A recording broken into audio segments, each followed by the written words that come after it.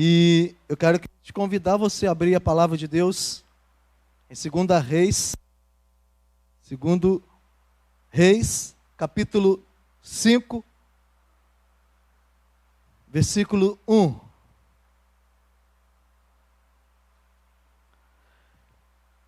Domingo passado eu ministrava uma canção que falava sobre Naamã, e Deus despertou essa palavra para estar trazendo para as nossas vidas. E nós precisamos crer que Deus ainda faz milagres. Nós precisamos compreender isso. Nós precisamos ainda exercitar a nossa fé. Porque muitas das vezes nós, como cristãos, como igreja de Cristo, parece que nos acostumamos com o nosso dia a dia na presença do Senhor. E muitas das vezes nós esquecemos que Deus faz o milagre. Nós começamos muitas das vezes a ter a autoconfiança. E muitas das vezes confiamos em nós mesmos. E parece por um momento nós esquecemos que Deus, Ele é alguém que pode curar, é alguém que pode transformar, alguém que pode ressuscitar. Seja Ele que esteja morto fisicamente ou espiritualmente, Deus pode mudar a história. Amém, irmãos? Abre aí a palavra de Deus segundo livro de Reis. Eu não vou ler ele todo, não. Vou ler alguns versículos. Deixa eu me preparar aqui, irmãos.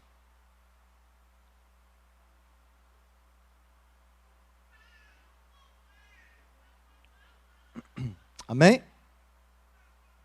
Diz assim, todos acharam?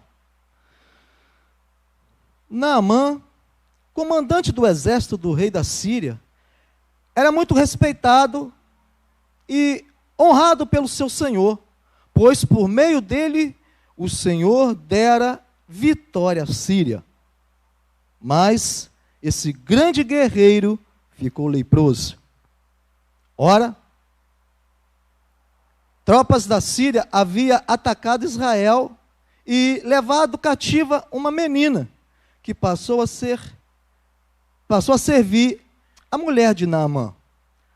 Um dia, ela disse à sua senhora: se o meu senhor procurasse o profeta que está em Samaria, ele o curaria da lepra. Naamã foi contar ao seu senhor o que a menina israelita dissera. O rei da Síria respondeu: vá, eu lhe darei carta que você entregará ao rei de Israel. Então Naamã partiu levando consigo 350 quilos de prata, 72 quilos de ouro e 10 mudas de roupas finas. A carta que levou ao rei de Israel dizia: junto com esta carta estou te enviando o meu oficial Naamã para que o cures da lepra. Assim que o rei de Israel leu a carta, rasgou as vestes e disse: por acaso sou Deus capaz de conservar vidas ou morte?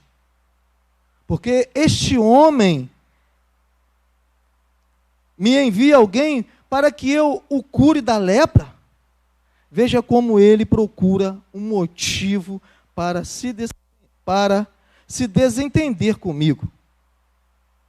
E quando Eliseu, o homem de Deus, soube que o rei de Israel havia rasgado as suas vestes, mandou-lhe esta mensagem: por que rasgaste as tuas vestes? Envia um homem a mim, e ele saberá que há profeta em Israel. Vamos pular um pouquinho aqui.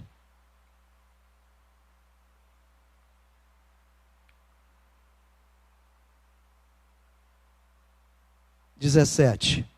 E disse Naamã: já que não aceitas o presente, ao menos permite que eu leve 2 mulas carregadas de terra, pois teu servo nunca mais fará holocausto e sacrifício em nenhum outro Deus, senão ao Senhor. Mas que o Senhor me perdoe por uma única coisa. Quando o meu Senhor vai adorar no templo de Rimom, eu também tenho que me ajoelhar ali, pois ele se apoia em meu braço. Que o Senhor perdoe o teu servo por isso. 19 diz assim: e disse Eliseu: vá em paz. Amém. Glória a Deus. Então, querido, nós vemos a história de Naamã, que um homem com uma autoridade, um homem respeitado, um homem que tinha levado uma grande vitória, todo aquele povo que ele servia ali juntamente com o rei. E o importante, querido, que na corte da Síria, de modo que ele desfrutava, querido, de ótimos recursos, grandes coisas, que ele aproveitava, que ele era abençoado pelo rei Ben-Hadad. E esse rei Ben-Hadad, ele era um rei que havia pouco tempo vindo ali de um grande ataque ao povo de Israel. E quando eu li aqui que o rei de Israel ficou preocupado, porque novamente o rei Ben-Hadad, ele manda uma carta. E essa carta era uma carta que ele iria enviar o seu melhor soldado. E enviar alguém que era especial para o rei. Porque ele ouviu falar que havia profeta em Israel, ou na Síria. Mas a preocupação do rei de Israel era muito grande. Ele não entendia qual era esse motivo. Para ele era algo que seria, mais uma vez, um contra-ataque. Seria algo, mais uma vez, para tentar contra aquele povo. E nós lemos que ele rasga suas vestes, de tão preocupado que ele fica. Mas um grande homem de Deus, chamado Eliseu, ele se coloca em posição: traga o homem a mim, deixa que ele venha a mim. Querido, imagine você, Naamã, ele ser alguém importante, quando ele depara ali com aquele moço ali, com aquele servo que leva ali uma palavra, para que ele fosse até o rio e mergulhar 7 vezes. Você entende que no coração de Naamã existe um orgulho. Nós vemos que a Bíblia descreve, querido, dizendo que ele era grande homem diante do seu Senhor e de muito conceito. E, no entanto, a história de Naamã, ela é registrada nesse livro que nós lemos, de 2 Reis. E o seu grande drama não era porque ser um soldado, ou um comandante, melhor dizendo, mas Naamã era leproso. Ele foi cometido por uma lepra. Eu creio que ninguém sabia, porque ele estava com as suas roupas, ou seja, com a sua farda. E muitos, não viam aquela enfermidade. Os mais próximos, sim, que estava talvez junto de Naamã, via a situação, talvez até o mau cheiro que já estava, se levantando através daquelas feridas. Naamã, querido, como por ser leproso,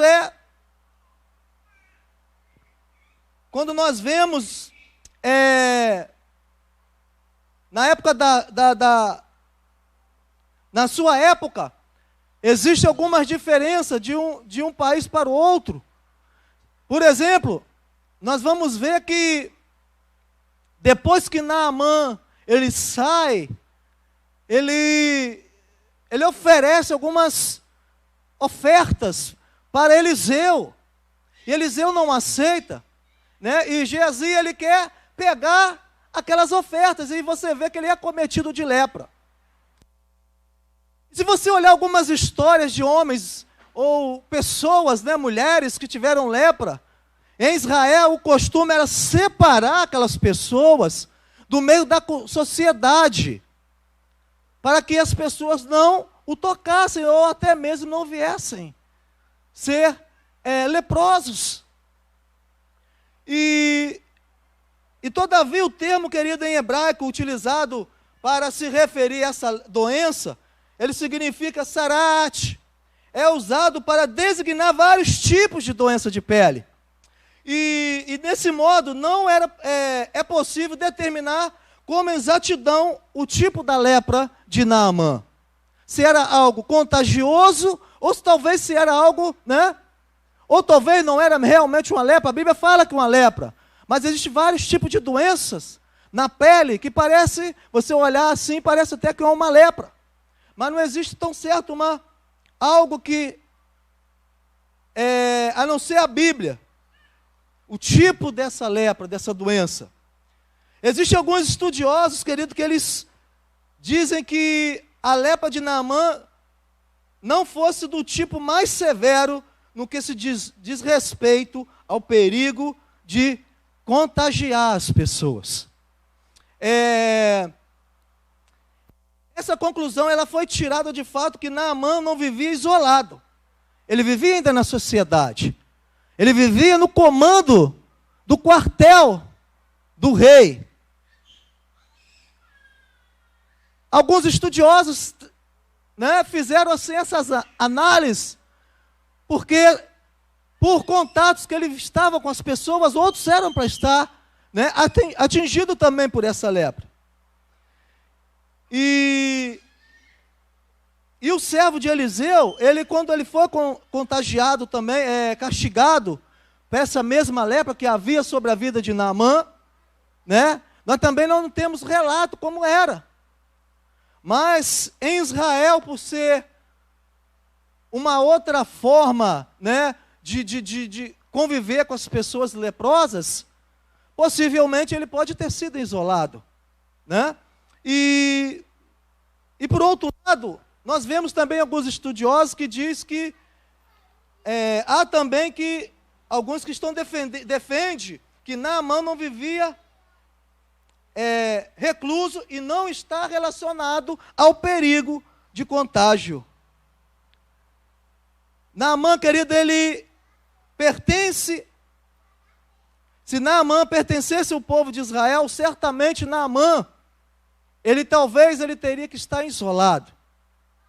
Mas como ele era de outro país, ou de outras, né, vamos dizer, de outra sociedade, outro povo, eles não viviam dessa forma, faziam dessa forma com os leprosos.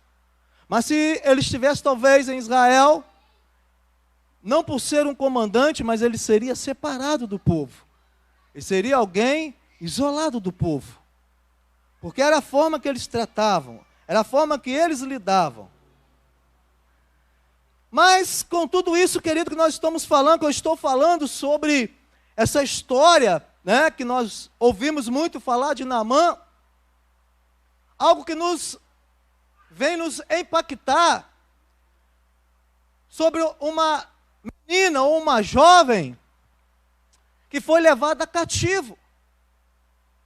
Naamã pega essa menina e ela passa a ser uma criada ou escrava da esposa ou da mulher de Naamã. E essa garota, ela declara uma palavra que Naamã precisava conhecer quem era o Deus de Israel. Ou seja, que havia um profeta em Israel. Querido, se essa garota, essa menina, ela era israelita, com certeza ela tinha intimidade com Deus Todo-Poderoso. Porque se ela não tivesse intimidade, se ela não tivesse alguma experiência, como ela declarou para Naamã, ir até a cidade vizinha, ela não iria dizer isso. É porque ela tinha intimidade com Deus. Ela era alguém que tinha intimidade com o profeta. Querido, a igreja, ela precisa entender que Deus ainda tem levantado profetas para falar ou profetizar palavras de vitória para a sua vida. Querido, Deus, Ele quer usar quem Ele quer, de forma que Ele quiser, para realizar o seu milagre.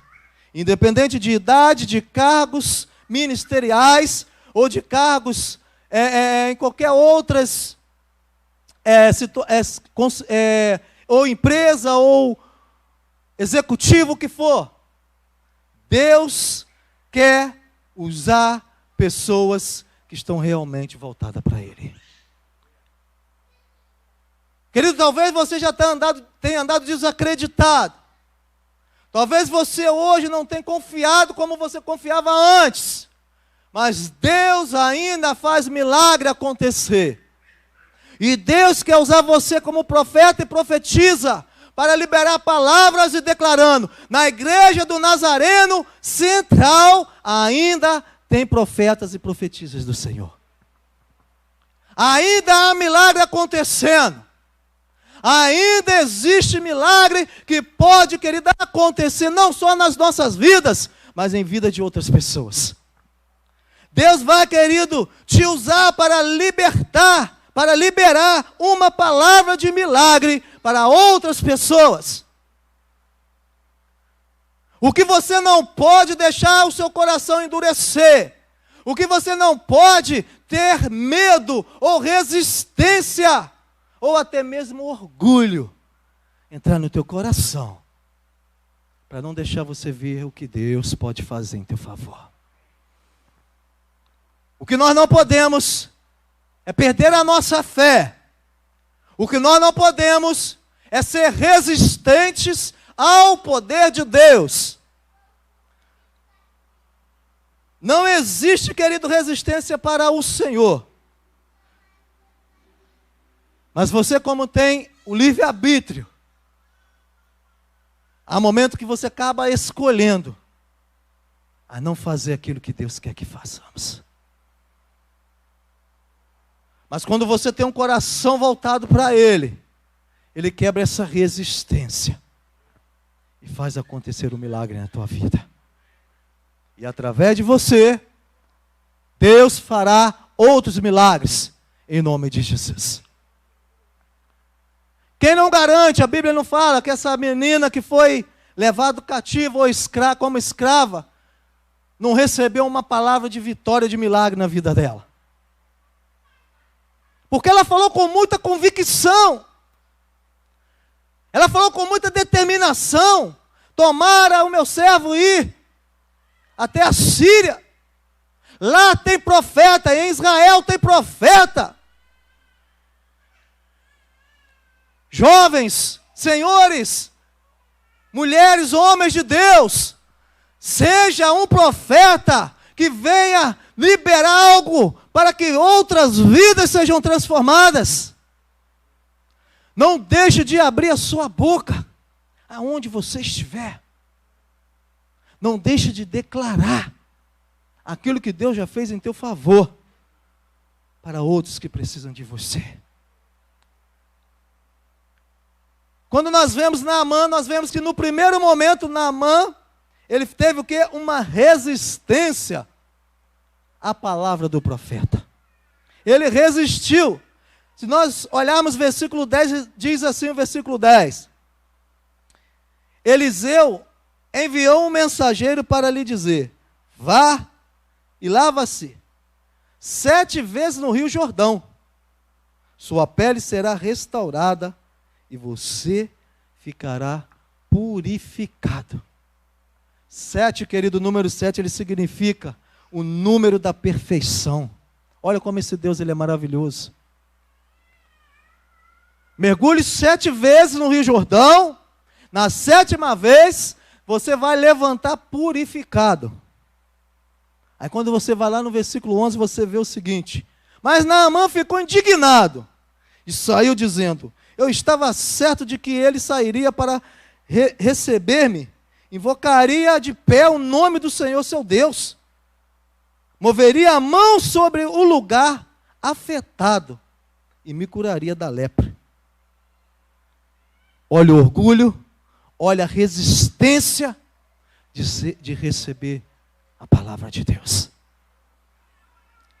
Você acha que até hoje isso não acontece? Acontece.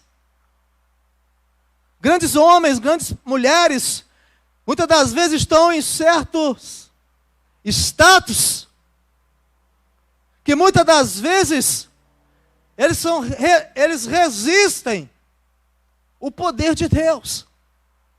Pessoas muitas das vezes resistem àquilo que Deus pode fazer em favor. Como Naamã, no primeiro momento, Naamã foi resistente. Se você olhar, ele vai dizer no 12, que ele diz assim: não são os rios de Abana e Farfa em Damasco melhores de que todas as águas de Israel? Querido, ele não estava crendo na palavra do profeta. Ele estava olhando a água aonde o profeta mandou mergulhar. Talvez uma água suja. Ei, o que faz o milagre não é a água. O que faz o milagre é o poder de Deus. Ele não estava entendendo o que o profeta estava liberando. Uma palavra de autoridade. Uma palavra que ele estava confiando que Deus era o Deus Todo-Poderoso para fazer uma transformação. E Naamã olhou apenas a água. Querido, quantos de nós muitas das vezes olhamos a água e não olhamos o poder de Deus? Quantas das vezes estamos olhando, se a água não for limpinha eu não entro? Ei, não olhe para a água, olha para o poder de Deus. Porque se olharmos para a água suja, vai haver resistência. Quando você olha para aquele rio Paraíba ali, você olha, nossa Deus, principalmente aquela manilha debaixo da ponte ali, misericórdia. Eu imagino Naamã, como é que deve ter olhado aquilo ali. Ih, rapaz, trouxe aí desse rede de esgoto, sujeira, né, conjecturando aqui, sujeirada, né? E ele, né, até mesmo então, né, ele pensando, né, vamos conjecturar, eu sou o comandante. Será que o profeta não sabe disso? Vai mandando alguém falar para mim entrar nesse rio sujo, essa água imunda? Será que ele está pensando que eu sou quem? Será que ele nunca viu falar de Naamã, o comandante lá do quartel, lá do rei? Ei, querido, quantas pessoas muitas das vezes têm sido assim?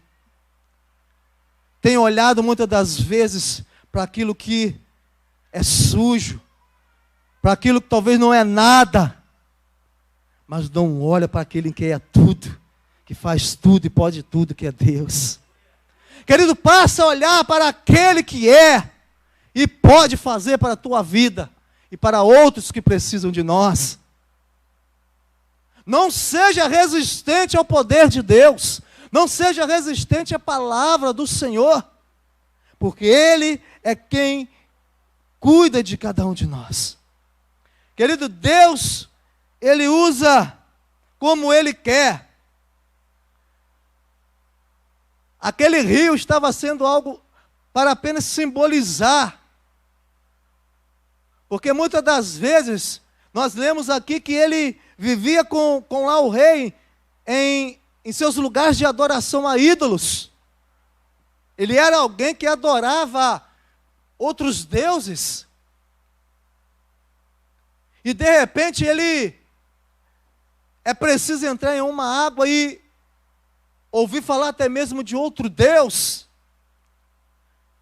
Eu imagino que a resistência não deve ter sido fácil. É como pessoas quando ainda não têm Jesus. Ele nasceu em sua certa denominação, desde criança. Muitas das vezes levado pelos pais, não foram orientados. E ele cresce com aquilo na mente. E quando você vem falar do poder de Deus, naquilo que Deus pode fazer, muitas das vezes ele acredita, mas existe uma resistência. Porque se ele não tiver o seu amuleto, muitas das vezes ele não crê. Conjecturando, né, aqui também, que o Espírito Santo ministrou isso no meu coração agora. Talvez essa água poderia simbolizar algo também, até algo que ele entrar, como eu talvez eu tocava nas imagens. Talvez o profeta mandou ele entrar nessa água, até mesmo para ele ver que ele seria transformado de uma forma totalmente diferente. Mas uma coisa eu sei. Quando ali estavam ali os seus soldados, aqueles homens que eu acompanhava, conversaram com ele, falando para que ele entrasse no rio, porque se fosse outras coisas ele iria fazer. Por que não entrar naquele rio? Por que ele não experimentar o poder desse rei de Israel? E foi o que aconteceu. Quando ele entra no rio, quando ele mergulha 1, 2, 3, 4, e assim foi até a 7ª vez. Ele levantou transformado. Ele levantou transformado. Levantou curado. Querido, seja qual for a cura, seja qual for o milagre que temos buscado ou que você tem buscado no Senhor, creia que Deus pode ainda fazer milagres. Creia que Ele hoje ainda pode transformar a sua vida. O que você tem pedido ao Senhor? Qual tem sido o milagre que você tem pedido a Deus? E muitas das vezes você acha que está demorando, parece que não vai chegar esse dia,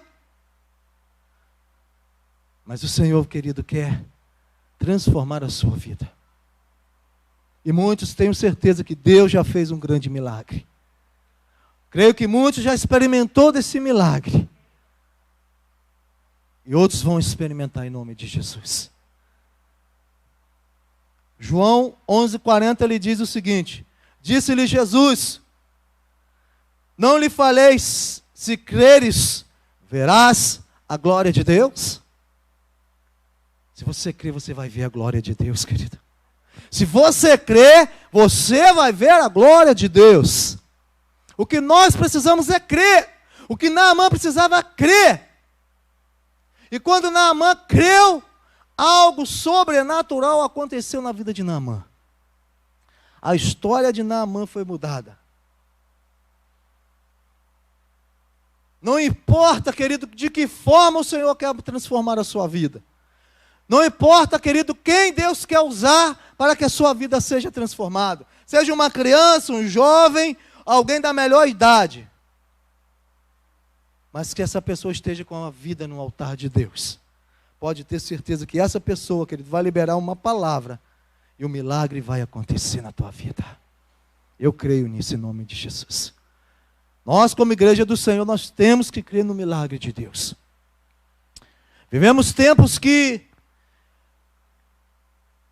as pessoas têm crido muito naquilo que ela toca, têm crido muito naquilo que ela pode ver, e não crê na fé do sobrenatural. A fé é o firme fundamento das coisas que não se veem. Muitos não têm. Pessoas que muitas vezes estão dentro da igreja não têm mais essa convicção, têm perdido isso. Ou outros têm fé, mas ele não tem uma determinação de liberar uma palavra de vitória, uma palavra de conquista para a vida dele ou para a vida de outra pessoa. Querido, nós precisamos quebrar toda essa resistência que muitas das vezes tem impedido de exercitar a nossa fé. Não deixe, querido, a resistência te travar no mundo espiritual. Você tem um Deus que pode te sustentar, um Deus que pode te fortalecer e fazer você ir além. Tiago, querido, ele diz uma palavra forte, capítulo 1, 2, 3, ele diz assim: meus irmãos, considerem motivo de grande alegria o fato de passarem por diversas provações, pois vocês sabem que a prova da sua fé produz perseverança. Aleluia! Querido, persevere. Persevere. Não perca a esperança. Não pare. Não desista. As provações vai ser algo que vai te fazer você vencer. As provações vai ser algo que vai te fazer você erguer a tua cabeça e te fazer entender em quem você está crendo. Porque Ele é o Deus Todo-Poderoso que nos sustenta nessa terra. O povo mais louco da terra somos nós. Com toda a pandemia, com tudo que temos visto acontecer no meio da sociedade, mas nós estamos de pé crendo num Deus poderoso. Querido, pode acontecer comigo, com você? Sim, pode. Mas o que eu e você não podemos perder é a nossa fé, a perseverança daquilo que Deus pode fazer por nós. Porque isso só vai partir para o Senhor se for na hora dEle, na hora que Ele permitir. Mas nós não podemos ter medo. Precisamos crer e confiar. Persevere e crê que ainda Deus cura, liberta e transforma. Deus ainda existe. Ele era, Ele é e sempre será eternamente. Por isso que nós, como igreja, não podemos desistir fácil. Não podemos olhar apenas como Naamã olhou nos primeiros momentos para aquele rio sujo. Ei, ainda que você olhe para a provação vindo em direção, ainda que o inimigo venha contra você, como dizia Davi, com espada e lança, vai em nome do Senhor dos exércitos. Vai em nome do Senhor, crendo, determinado, sabendo que você vai vencer, sabendo que você vai conquistar, em nome de Jesus. Viva uma vida, querido, de milagre. Eu sempre gosto de falar isso. O maior milagre é vidas sendo salvas no altar de Deus, vidas aceitando ao Senhor. E começamos a ver os sinais acompanhando todo aquele que crê. Quando ele aceita, quando ele começa a viver uma vida para Deus, o milagre começa a acontecer. Eu creio que quando Naamã começa a olhar para o rio com um olhar diferente, aí já começa um grande milagre da salvação. Naamã, quando ele começa a olhar, eu creio que talvez começou a tomar posse daquela palavra. Eu imagino como é que deve ter ficado a mente de Naamã. E quando ele começa a receber a palavra, eu imagino que ele fala: poxa, peraí, eu saí de um lugar tão longe para chegar até aqui, eu não posso olhar para essa água suja. E conjecturando, tá, irmãos? Tá vendo? Faz seminário, você aprende, né, Ana? Falando nisso, depois eu falo.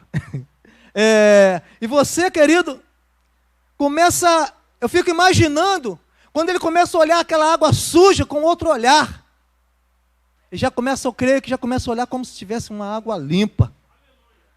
Já começa a olhar com o olhar de alguém que já está querendo aquele Deus de Israel, querendo aquele Deus que iria salvar a vida dele. E quando ele começa a entrar, e começa em 1, 2, 3, e está 7 vezes. Quando ele olha, a pele estava como uma criança. Limpa, limpa, limpa. Você olha ali as crianças ali do Iago ali, você olha a pelinha das crianças deles, ali a minha sobrinha, você vê que a pele da criança é sensível ali, o Pietrinho, Pietro, esqueço, faço com o Pietro, é de lá, né? Pierre, amém? Né? Você olha a pele, né? Você vê que é coisa sensível. Imagine Naamã, devia estar cascudo, aquilo devia coçar. Aquilo devia estar dando já nervoso, mau cheiro. Quando ele olha para a pele e vê aquela coisa como uma criança, imagina, querido. Imagina como deve ter sido o impacto do coração de Naamã. Naamã ficou impactado porque queria dar tudo. Toma, Eliseu, leva tudo. Ofé queria ofertar Eliseu de uma forma que, eu acho que aquilo ali seria milhões, né, irmãos? Mas o profeta, não. Eu não quero. Ei, querido, Deus tem te levantado para profetizar para a vida das pessoas. Não para profetizar em troca, mas para profetizar porque existe um poder de Deus sobre a tua vida e sobre a minha vida. O evangelho não é evangelho de troca. Se Deus te abençoar, alguém te abençoar, amém.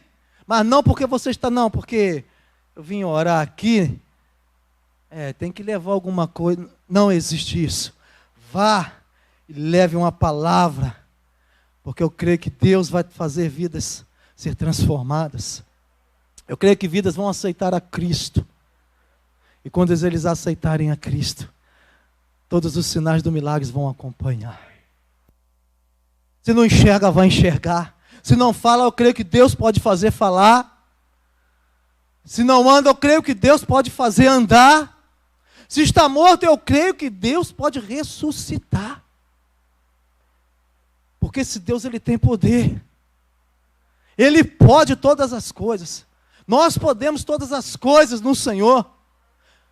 Posso todas as coisas naquele que me fortalece. Você pode, querido. Toma posse disso. Salmo 107, 20 diz assim: Ele enviou a sua palavra e os curou, e os livrou da morte. Olha só, querido, o salmista declara: o Senhor, Ele enviou a sua palavra e os livrou da morte. Eu creio, querido, que quando Eliseu libera aquela palavra, Naamã, eu creio que estava saindo uma morte. Porque a lepra, querido, aquilo é algo que vai destruindo a pele, a carne, daqui a pouco aquilo vai entrando dentro, como um câncer. Vai comendo, comendo até destruir a vida da pessoa. Eu creio que ele foi livre da morte. Eu creio que ele foi livre do pecado. Eu creio que ele foi transformado pela palavra do profeta. E eu tenho certeza, querido, que muitos serão transformados. Outro salmo que eu achei muito lindo, 32. Senhor meu Deus, a ti clamei por socorro, e tu me socorreste. Naamã de novo aí. Ele estava clamando por socorro. Ele sabia que já não tinha mais jeito para ele. Ei, querido, talvez você está aqui, se você acha que não há mais jeito para você, tira hoje essa palavra do teu pensamento ou da tua boca. Ainda há jeito, ainda há oportunidade para você, igreja. Ainda há tempo para você. Quebra toda a resistência. Quebra tudo aquilo que tem te parado, tem feito com que você olhe para os lados. E as circunstâncias têm botado resistência no teu coração. As resistências têm feito você desanimar. Mas Deus quer mudar a sua história.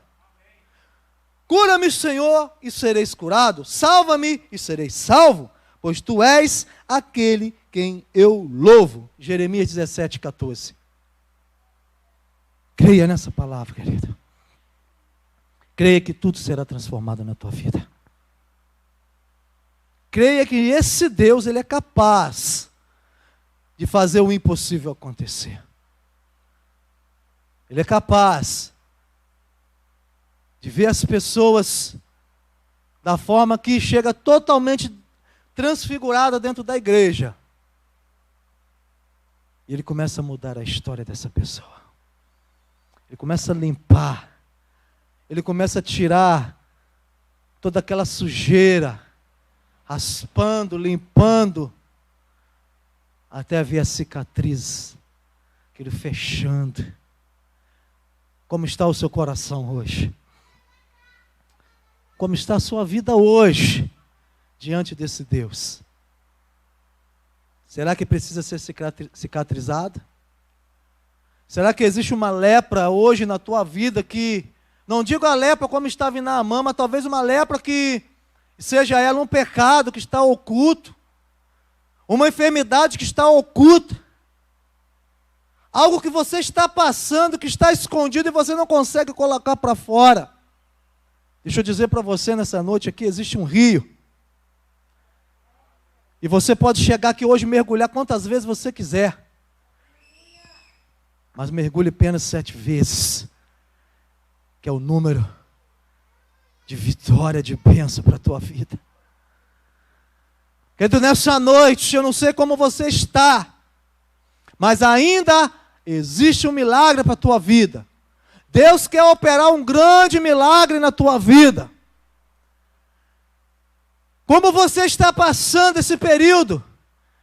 Como está sendo esse ano, o ano todo, 2020, quase trancado dentro de casa, sem poder fazer muitas coisas? Como tem sido para você esse 2020? Mas ainda há uma esperança. Deus ainda faz milagres.